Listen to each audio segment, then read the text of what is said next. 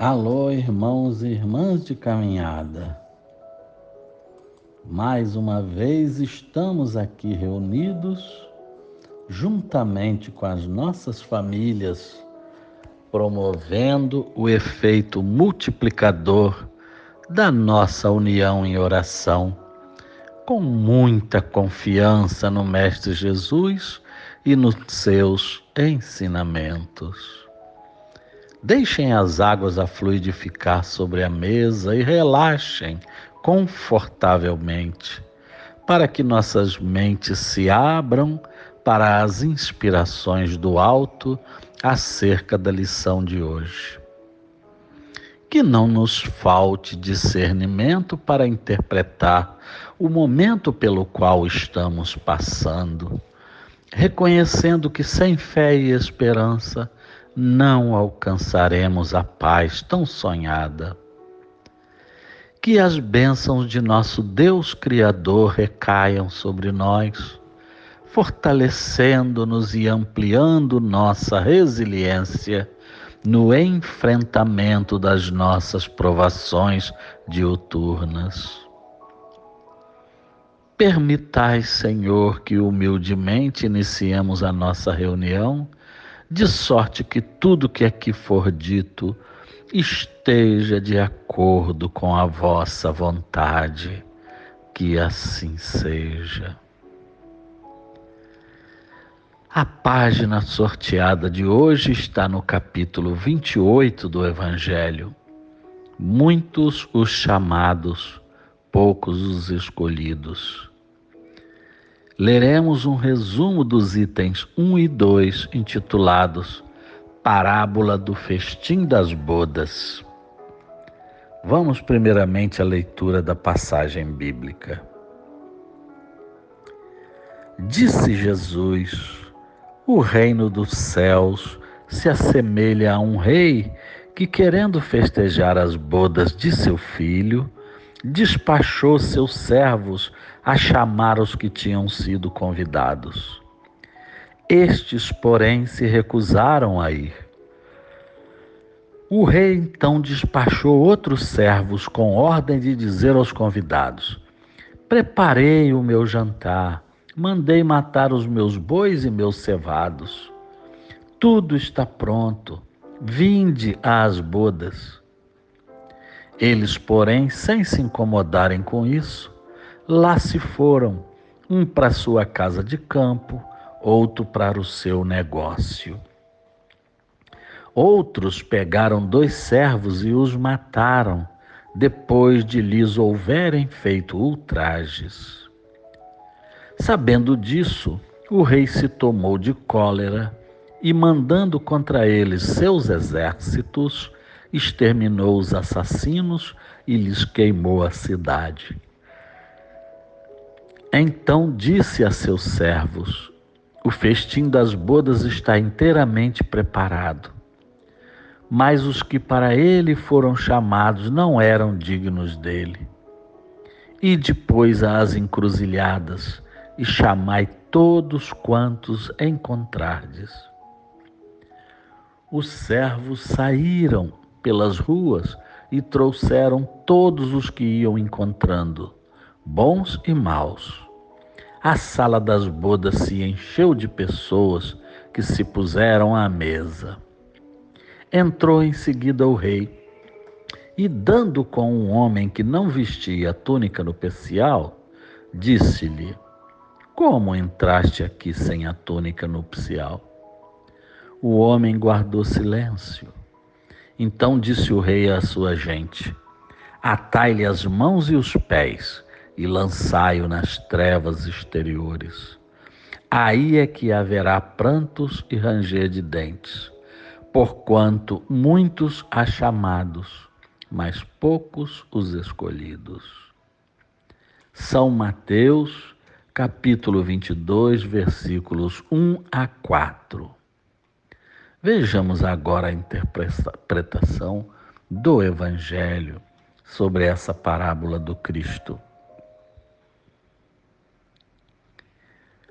O incrédulo sorri a esta parábola, que lhe parece de pueril ingenuidade, por não compreender que se possa opor tanta dificuldade para assistir a um festim, e ainda menos que os convidados levem a resistência a ponto de massacrarem os enviados do dono da casa.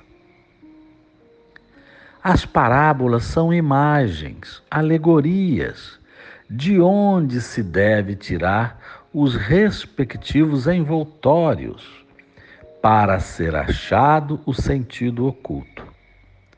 Na de que tratamos, Jesus compara o reino dos céus, onde tudo é alegria e ventura, a um festim. Falando dos primeiros convidados, alude aos hebreus, que foram os primeiros chamados de Deus ao conhecimento da sua lei. Os enviados do rei são os profetas que vinham exortar a seguir a trilha da verdadeira felicidade. Suas palavras e advertências, porém, quase não eram escutadas, eram desprezadas. Muitos foram massacrados, como os servos da parábola. Os convidados que se escusam, indo cuidar de seus campos e de seus negócios, simbolizam as pessoas que, absorvidas pelas coisas da terra, se conservam indiferentes às coisas celestes. Era a crença comum aos judeus de então que a nação deles tinha de alcançar supremacia sobre todas as outras. Deus, com efeito, não prometera a Abraão que a sua posteridade cobriria toda a terra?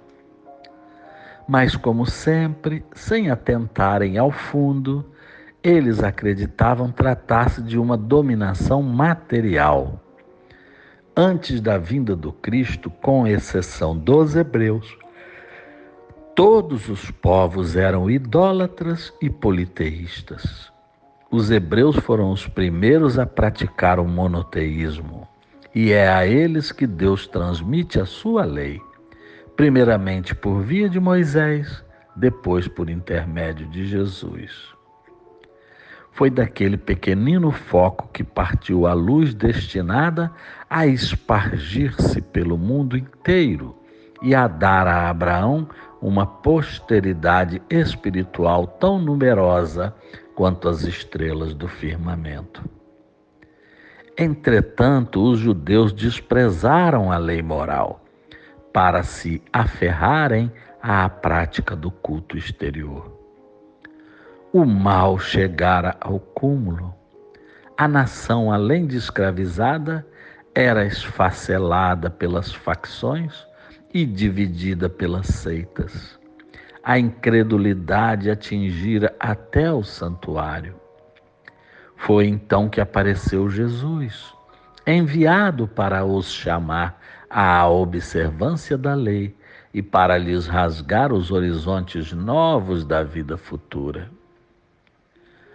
Para eles repeliram a palavra, mas eles repeliram a palavra do Messias e o imolaram. Perderam assim o fruto que teriam colhido da iniciativa que lhe coubera. Fora, contudo, injusto acusar-se o povo inteiro de tal estado de coisa. A responsabilidade tocava principalmente aos fariseus e aos saduceus, que sacrificaram a nação por orgulho e fanatismo de uns e pela incredulidade de outros. São eles, sobretudo, que Jesus identifica nos convidados que recusam comparecer ao festim das bodas.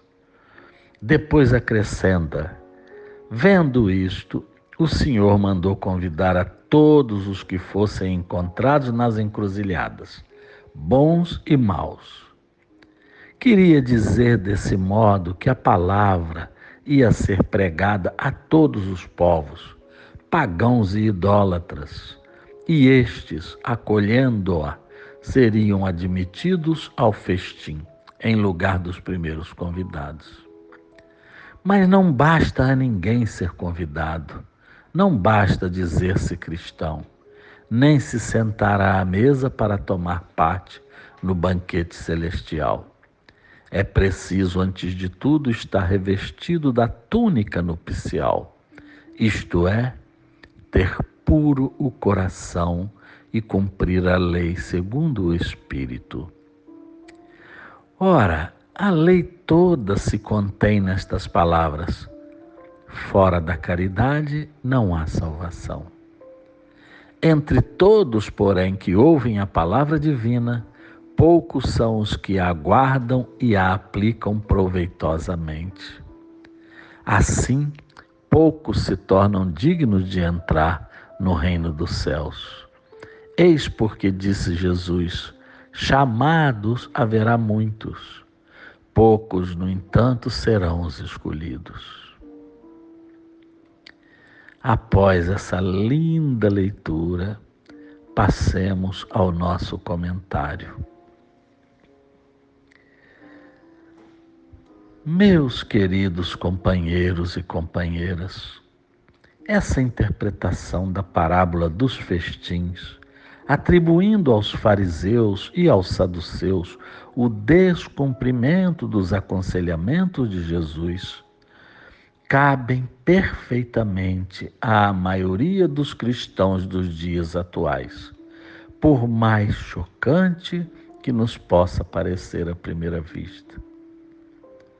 Temos praticado um culto a Deus muito retórico, teórico e superficial, restringindo-nos aos templos ou aos momentos de oração em que elevamos o pensamento a Ele, esquecendo-nos de que a prática do Evangelho deve ser transferida a todos os nossos atos.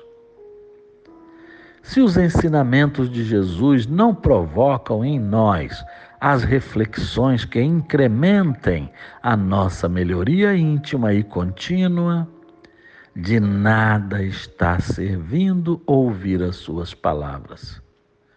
Somente orar não é suficiente, meus amigos e amigas. Ao contrário, se louvamos a Jesus, mas fazemos tudo às avessas das suas recomendações, o nosso pecado torna-se ainda maior, pois muito será cobrado a quem muito for dado. Se ele afirmou: eu sou o caminho, reflexionemos se efetivamente estamos cumprindo seu convite quando acrescentou: sigam-me. Segui-lo é fundamentalmente praticar os seus aconselhamentos. Jesus pregou ao longo dos caminhos por onde peregrinou. Reconhecemos que estudar Jesus é primordial, mas temos que demonstrar a todos que se interponham no nosso caminho que Ele está vivo em nós. E se Jesus também afirmou: eu sou a verdade, não podemos continuar enganando a nossa própria consciência, descumprindo os preceitos do Mestre, que recomendou que não julguemos as pessoas, que as amemos indiscriminadamente, que as perdoemos. E se ele afirmou: eu sou a vida, agradeçamos todos os dias por vivermos, independentemente do estilo de vida a que estamos submetidos. Lutemos sim com todas as forças por melhorarmos, mas não lamentemos o estágio em que nos encontramos, porque sempre temos exatamente o que necessitamos para a nossa redenção espiritual.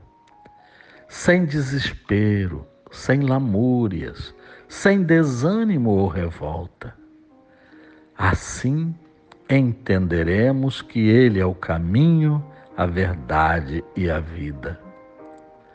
Ou assumimos definitivamente uma postura de renovação espiritual objetiva, Ou continuaremos sendo os fariseus do nosso século, como os doutores da lei, estudando muito todo o comportamento e as exemplificações do Mestre, mas nada transformando em benfeitorias para a nossa consciência ou para a nossa alma?